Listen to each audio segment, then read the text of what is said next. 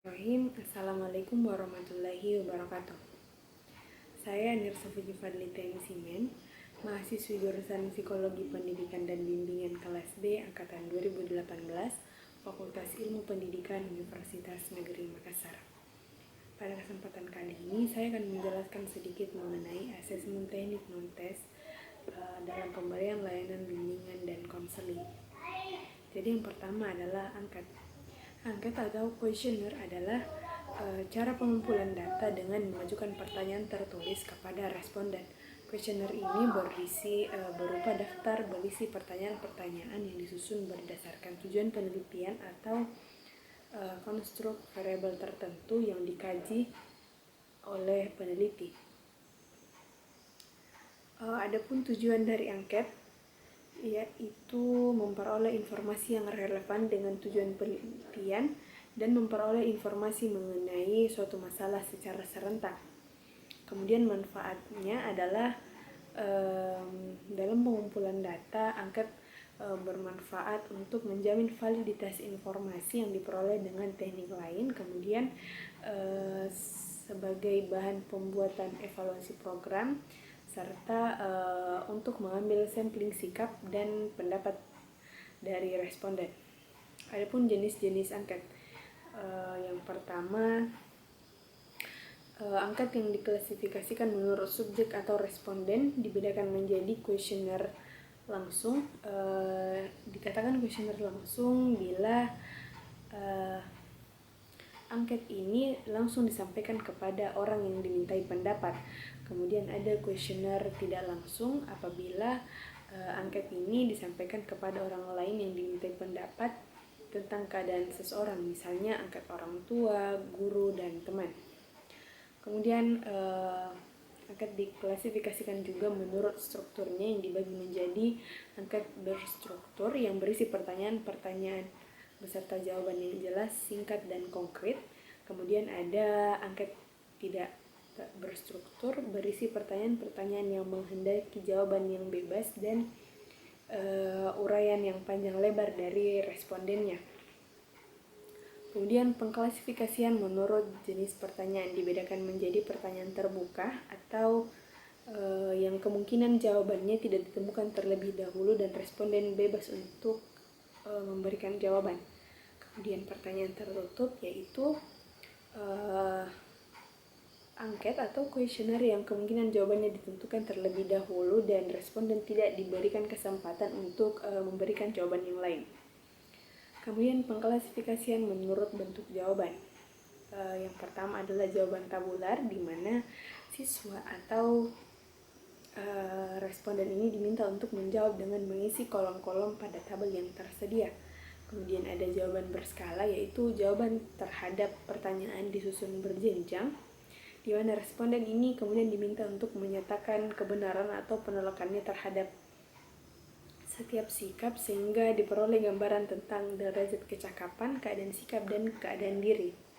Kemudian jawaban dengan cek, yaitu responden diminta menjawab dengan cara memilih satu pilihan yang tersedia. Adapun kelebihan dari angket yaitu apabila lokasi responden cukup jauh, metode pengumpulan data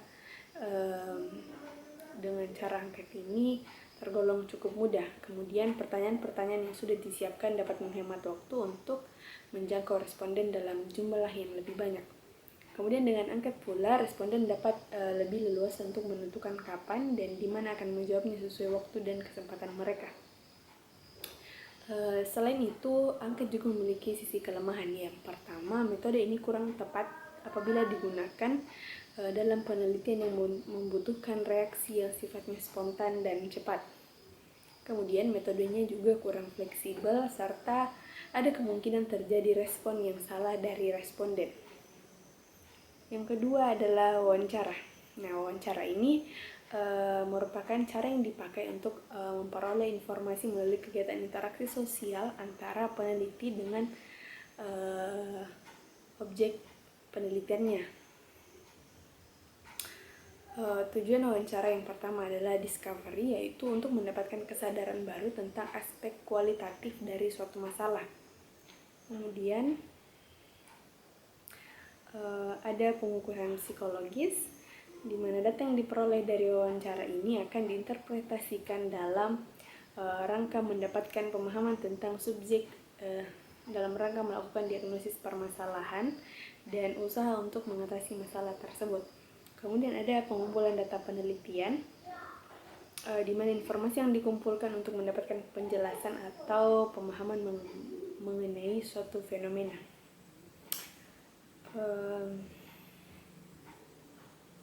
Dalam melakukan wawancara ada beberapa hal yang perlu diperhatikan. Yang pertama adalah penampilan, di mana seorang pewawancara harus mampu menciptakan impresi pertama yang meyakinkan. Mereka harus mampu bersikap tegas, sopan, dan jangan sampai tegang. Kemudian usahakan untuk menggunakan pakaian rapi dan bersih, dan mulailah memperkenalkan diri terlebih dahulu saat bertemu dengan respondennya. Kemudian duduklah setelah dipersilakan duduk dan memulai wawancara dengan responder. Diusahakan agar menghindari pertanyaan yang sama sekali tidak ada hubungannya dengan kuesioner. Kemudian cara bertanya, dianjurkan untuk menanyakan pertanyaan sesuai dengan kuesioner yang ada. Kemudian jangan mengubah kata dalam pertanyaan yang dapat mengubah isi atau maksud dari pertanyaan tersebut. Gunakan komunikasi nonverbal untuk meningkatkan partisipasi responden dalam menjawab pertanyaan, misalnya dengan menganggukkan kepala. Jangan memberi saran terhadap jawaban, karena membaca pilihan jawaban tidak berarti memberikan. Dianjurkan untuk tidak memberikan saran jawaban kepada respondennya. Tapi misalnya pewawancara ini membaca pilihan jawaban yang telah ada di kuesioner sebelumnya, ini tidak termasuk dalam pemberian saran. Kemudian cara mencatatnya, untuk mencatat jawaban responden diperlukan beberapa persyaratan, yaitu tulislah jawaban responden segera setelah pertanyaan dijawab. Kemudian diusahakan untuk menulis jawaban selengkap-lengkapnya, terutama pada pertanyaan terbuka.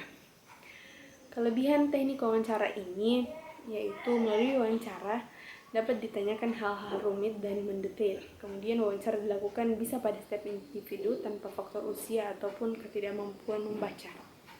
Kemudian data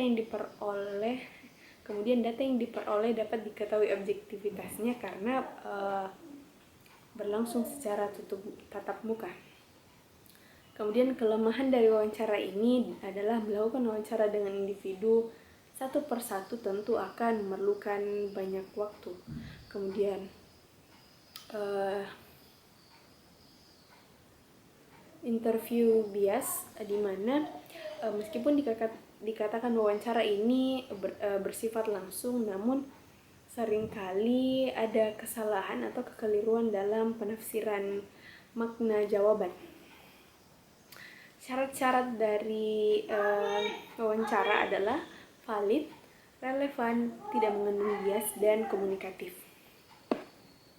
Kemudian ada teknik observasi. Perlu diketahui bahwa observasi merupakan metode pengumpulan data dengan cara mengamati perilaku dalam suatu situasi tertentu, kemudian mencatat peristiwa yang diamati dengan sistematis dan memaknai peristiwa yang diamati. Pengamatan ini harus menyaksikan secara langsung segala peristiwa yang sedang diamati. Tujuannya adalah untuk memperoleh data ilmiah tentang yang akan digunakan untuk penelitian ataupun untuk tujuan asesmen.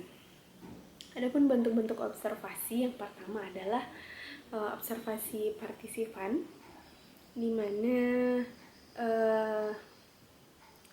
observasi bentuk ini merupakan metode pengumpulan data yang digunakan untuk menghimpun data penelitian melalui pengamatan dan penginderaan, di mana peneliti terlibat dalam keseharian informannya. Kemudian observasi tidak terstruktur adalah pengamatan yang dilakukan tanpa menggunakan pedoman observasi, sehingga peneliti mengembangkan pengamatannya berdasarkan perkembangan yang terjadi di lapangan. Kemudian ada observasi kelompok, di mana pengamatan yang dilakukan oleh sekelompok tim peneliti terhadap sebuah isu yang diangkat menjadi objek penelitian. Adapun objek dari observasi yang pertama adalah ruang dalam aspek fisiknya, ada pelaku, ada objek, ada perbuatan, kejadian atau peristiwa, waktu, tujuan yang ingin dicapai, dan perasaan atau emosinya. Kelebihan teknik observasi adalah observasi ini cukup murah, mudah, dan langsung untuk mengadakan penelitian terhadap macam-macam gejala. Kemudian pada observer yang sibuk tidak punya cukup waktu untuk mengisi kuesioner, namun biasanya bersedia diobservasi, serta banyak peristiwa psikis yang tidak dapat diperoleh datanya hanya dengan kuesioner dan wawancara. Kelemahannya, observasi ini membutuhkan jangka waktu yang lebih lama, kemudian banyak kejadian yang tidak dapat diketahui dengan observasi, misalnya kejadian-kejadian pribadi. Kemudian saat tahu jika sedang diamati, biasanya observer ini kadang memberikan kesan yang dibuat-buat. Kemudian ada teknik sosiometri, di mana sosiometri adalah pengumpulan data dengan pola. Sosiometri adalah metode pengumpulan data tentang pola dan struktur hubungan antara individu-individu dalam satu kelompok. Tujuannya untuk melihat dan memahami individu, khususnya dalam bidang sosial, mengetahui status sosial anggota kelompok menurut pandangan-pandangan anggota kelompok yang lain. Kegunaannya yang pertama sebagai dasar atau bahan pertimbangan untuk menyelenggarakan jenis layanan tertentu, kemudian penetapan peserta layanan, serta penetapan isi layanan. Adapun jenis-jenis sosiometri yang pertama adalah nominatif, di mana pada tipe ini kepada setiap individu dalam kelompok ditanyakan siapa-siapa kawan yang disenangi atau tidak disenangi untuk diajak melakukan aktivitas tertentu. Kemudian ada skala bertingkat. Pada tipe skala bertingkat disediakan sejumlah pertanyaan yang disusun bertingkat dari pertanyaan yang menyatakan hubungan paling dekat sampai yang hubungannya paling jauh. Kemudian ada pertanyaan siapa dia, di mana pada tipe sosiometri ini disediakan pertanyaan tentang sifat-sifat individu. Kemudian setiap anggota diminta memilih kawannya yang memiliki sifat yang cocok dengan pertanyaan tersebut. Kelebihannya, teknik ini relatif sederhana dan memberikan informasi yang akurat tentang latar belakang seorang murid dipilih atau tidak dipilih oleh murid lainnya. Kemudian memiliki kekuatan untuk mengorganisasi kelompok-kelompok di dalam kelas serta meningkatkan struktur sosial kelompok. Kekurangannya adalah semua murid harus berpartisipasi dalam aktivitas maupun situasi kelompok, dan komitmen konselor untuk menjaga kerahasiaan atas pilihan-pilihan konselinya, siswanya. Kemudian prosedur sosiometri ini memerlukan kecermatan dan ketelatenan konselor dalam menyusun matriks sosiometri dan sosiogram. Kemudian ada teknik biografis, di mana biografis merupakan cara memahami individu dan mempelajari ungkapan pikiran dan perasaan individu terhadap dirinya dan lingkungannya melalui catatan yang ditulis oleh individu itu sendiri ataupun ditulis oleh orang lain.